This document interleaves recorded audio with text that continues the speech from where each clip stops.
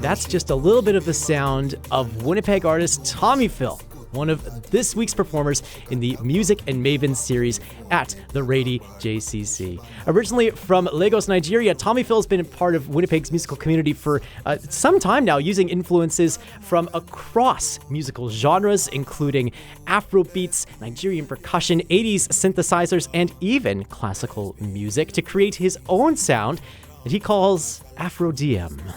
He'll be performing at Music and Mavens on Thursday afternoon at 2 o'clock. But before that, Tommyphyll joins us live this morning in the Classic 107 studios. Good morning, Tommyphyll. Good morning, Nolan. Thanks so much for joining us here this morning. I want to ask you about your musical influences and where these things sort of come from for you. But to start, I mentioned your specific genre name, and I was wondering if you could tell us where you come up with the term Afrodiem. Man, so I get this question quite a lot.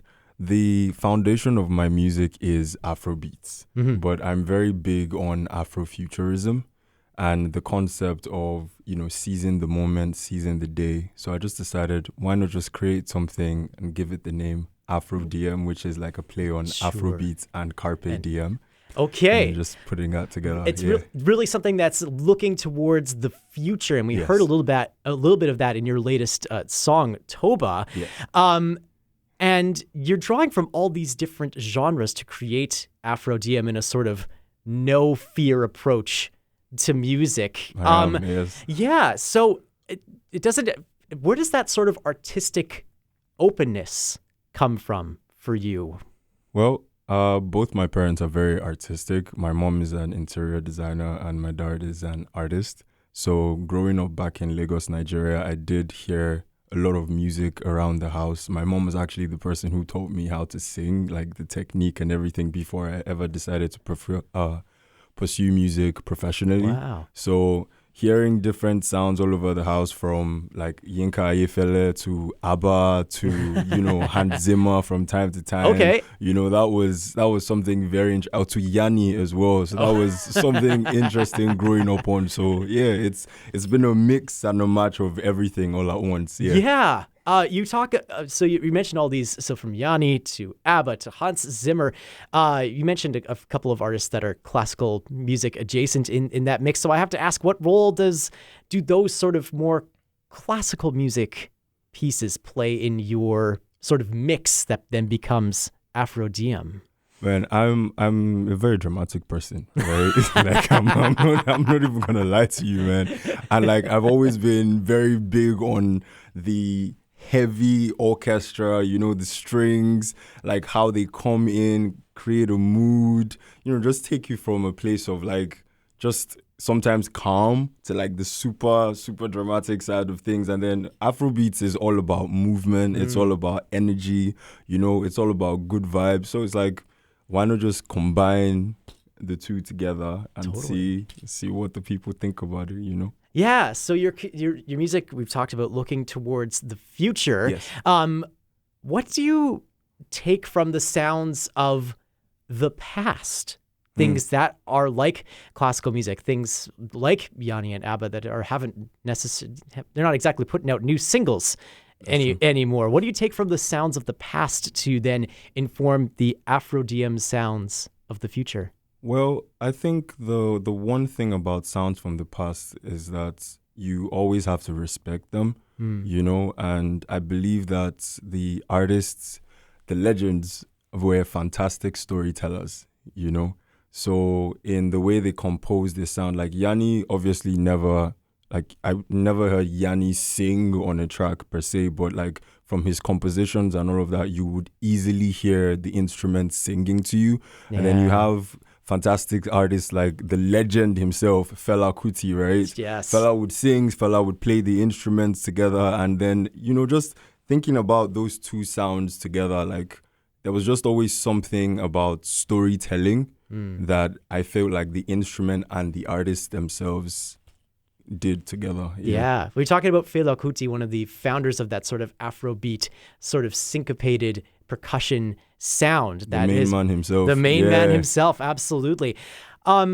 How do you think your music would have sounded, speaking of all the things that you're blending together? Yeah. You're also blending cultures together. You're blending continents, countries together. That's a nice way to put it. Yeah. Well, how do you think your music would have sounded if you hadn't come to Winnipeg from Lagos?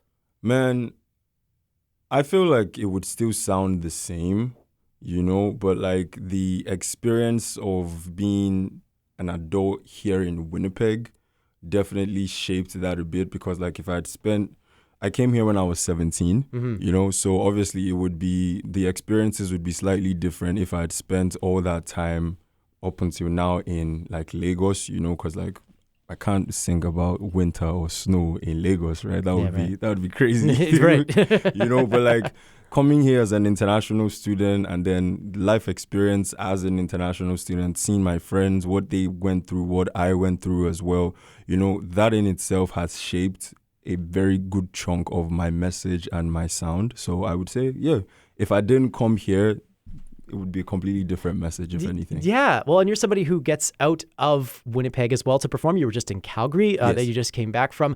What do you think is special about the collaborative scene between musicians here in Winnipeg that maybe you don't see in other cities? Man, the whole thing about Winnipeg being a small city and whatnot, I think that people don't actually give it as much credit, because the smallness of it all is one of the key things that actually fosters that community, because it's like there's so many talented people in such a concentrated area of space that's like, if you don't collaborate with them, like you're definitely doing something wrong, Yeah, so right. I would say the community and the tightness, if anything. Yeah. Sure. Music-going audiences in Winnipeg might also know you from your halftime performance at the Winnipeg Sea Bears games, as an example.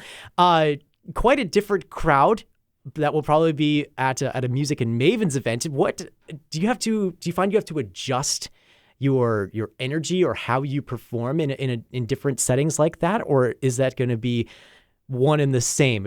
Is there the package that Tommyphyll is going to present is what you're going to get no matter what time of day, no matter where you're going to be?